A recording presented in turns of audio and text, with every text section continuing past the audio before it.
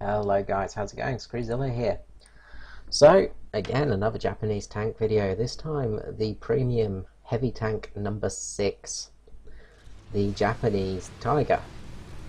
Now, this tank didn't exist in history. There was no such thing really. Yes, Japan bought the technical documents of the Tiger, but they never actually received one, and from what I can find, they never actually made one.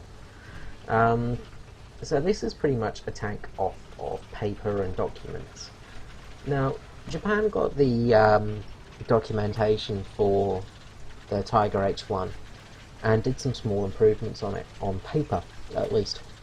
Improving protection, things like that, making a smaller cupola for the commander, adding a little bit more armour, a few little tweaks like that.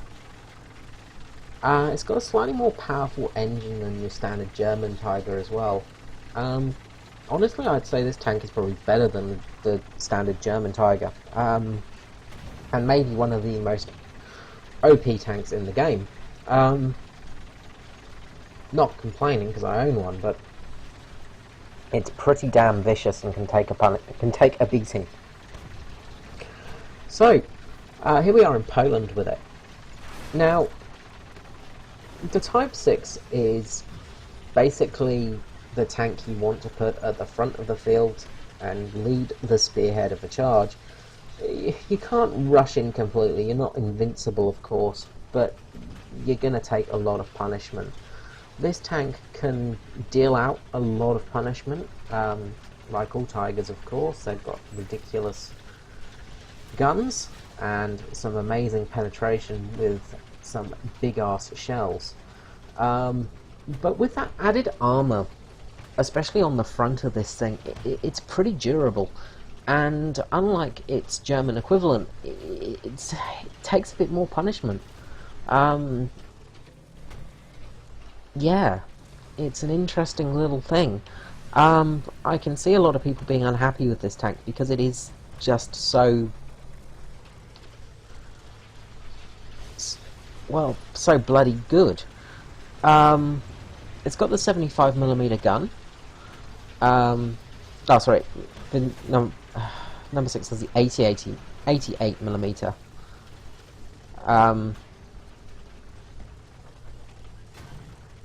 Unlike any of the other German tanks of its tier, which were armed with the 75mm. So this has the 88mm. And it just is vicious. That Sherman was really lucky there. Somehow he got a he rolled a natural 20 on his save there for sure. The 88mm gun of this thing is fantastic. It's very, very strong, very, very powerful, and does a lot of damage. Turret speed is a bit slow, but compared to the other Japanese tanks, this thing is a Ferrari. It's honestly, if you're looking at a premium tank to grind up the Japanese tree, this is the way to go. And you've probably noticed that pretty much every game now with Japanese tanks in them has nothing but Tigers and heavy tank number 6s involved. The reason for that is they're just ridiculous. Switch to player view here. So I get a ridiculous shot here on this SU. Shoot its cannon breech. He obviously goes to fire because he blows himself up. I'd say this is one of my best games in War Thunder, in all honesty, in a single game, in a single match. Yeah, a little bit slow at the start, but it speeds up a bit. So a little bit more information on this tank. It's great for sniping. It's got a fantastic gun. the rounds are really, really good. For the rank you're in, for the BR, you're pretty much the toughest tank on the field. I'd like to see how it goes against other Tigers, because it has that slightly thicker armour. It could well be a match, or more so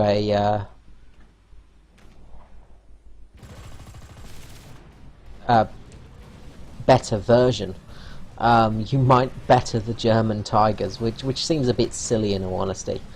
As I say, this is a paper tank. There was no real ones made in the world.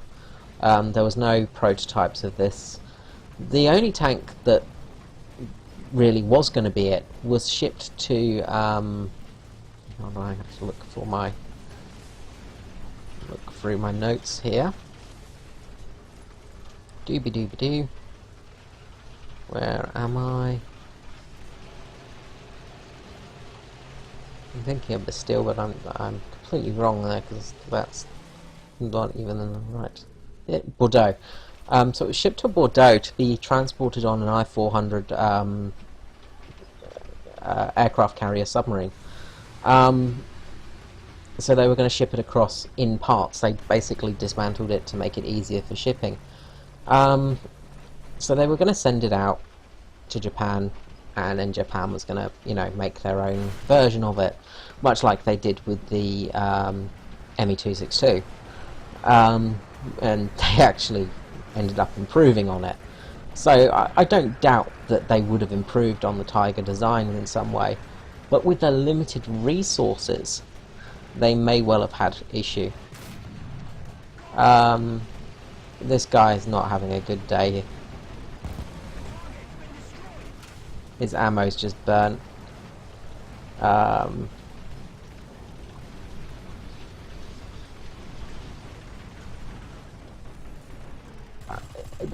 As I said, this game I got a lot of luck in.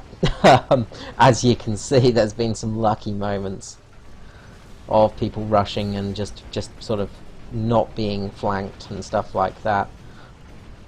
It's at this point, I've had 2 kills and I'm starting to think, oh, well, I'm getting a bit worried now. I'm no doubt going to die any moment. As you can see, I'm even cautious about corpses of tanks at the moment, because I am just so overly cautious of everything. This was running the 50% bonus for credits and XP, of course. So it worked out to be a good game indeed. I'm going to be uploading a video very shortly of this tank as well, where I got, I think it was 5 kills in 2 minutes in a realistic battle. So if you need an answer on whether this is a good tank or not, that is your answer. This tank is good. Almost too good. You're not going to see much else on the battlefield. It's better than any of the Japanese tanks, basically, which kind of defeats the purpose of having the Japanese tanks, I guess. There's a Sherman there shooting my friend.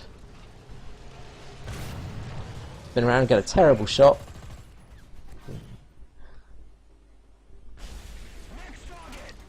But again, delayed reaction fire causing an explosion.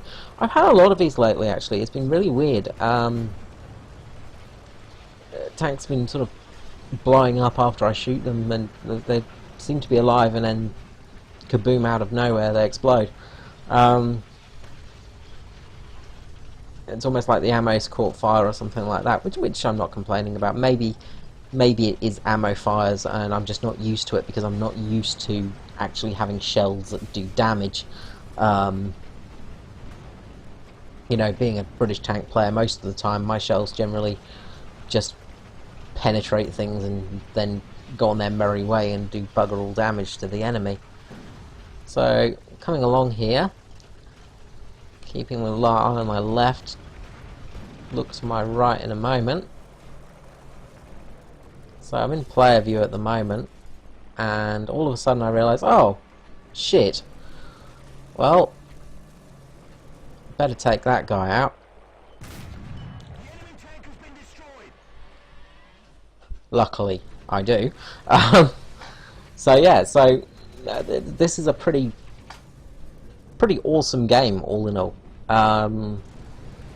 This tank has had awesome games for me pretty much every time. Just caught a glimpse of that Sherman there, and that was enough. The gun just does what it wants, just does what you need it to do. The 88mm is just a fantastic gun for sure, and really will annihilate everything. The rounds you get on this are the PZGR 39s, which honestly, stick with them. They're what you want to be using. There is the LGR 39, the heat shell. Look, it's not great. It's not, honestly, unless you're up close, it's not worth it.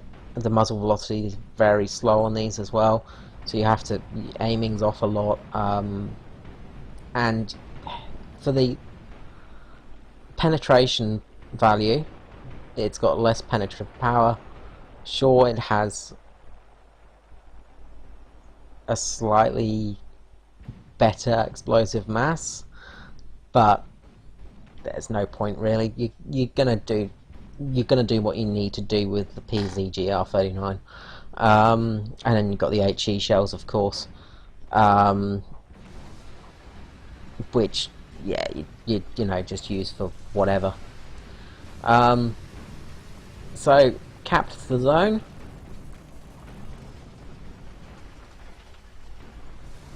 Get out of dodge.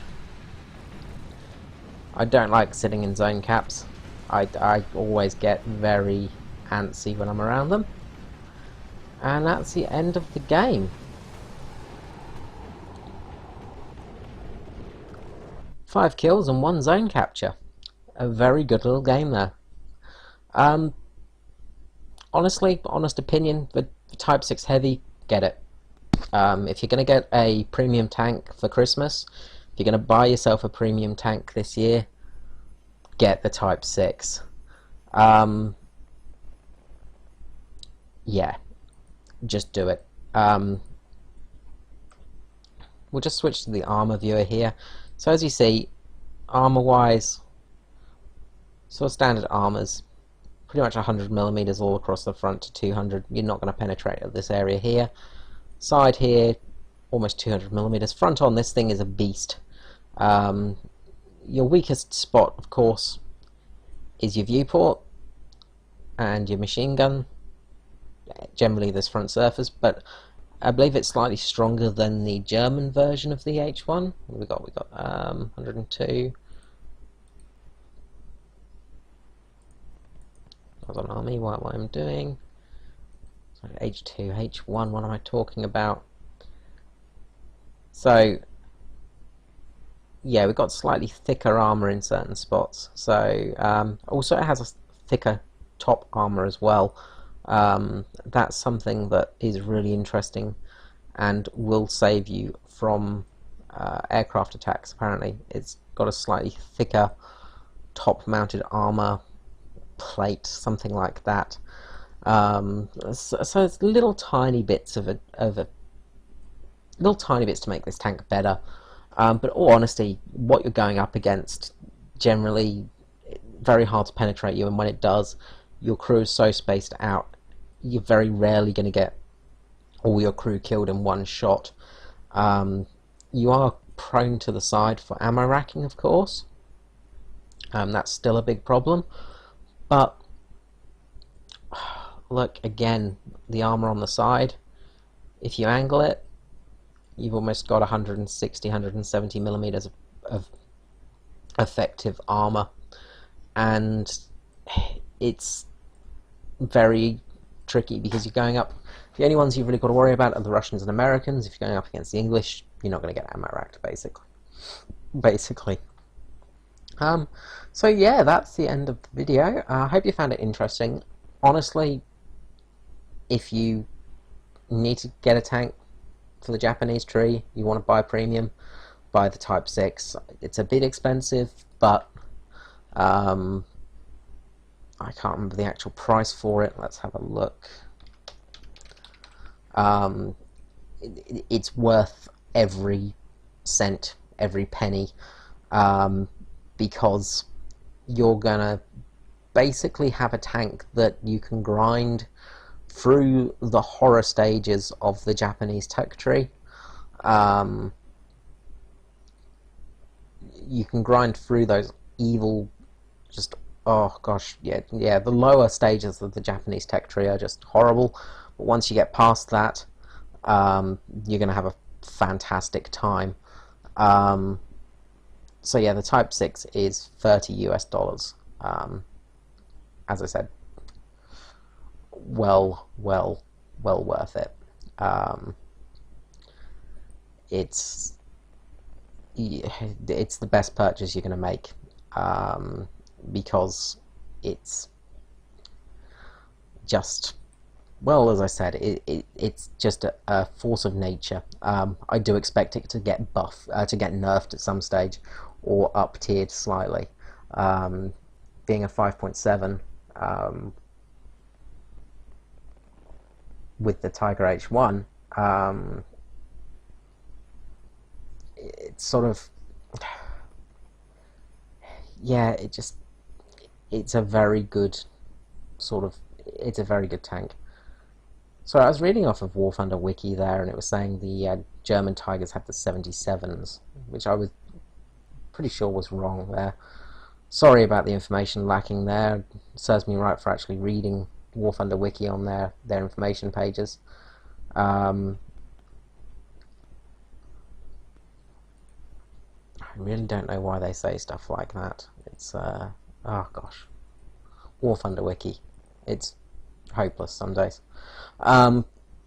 Anyway, absolutely get this tank.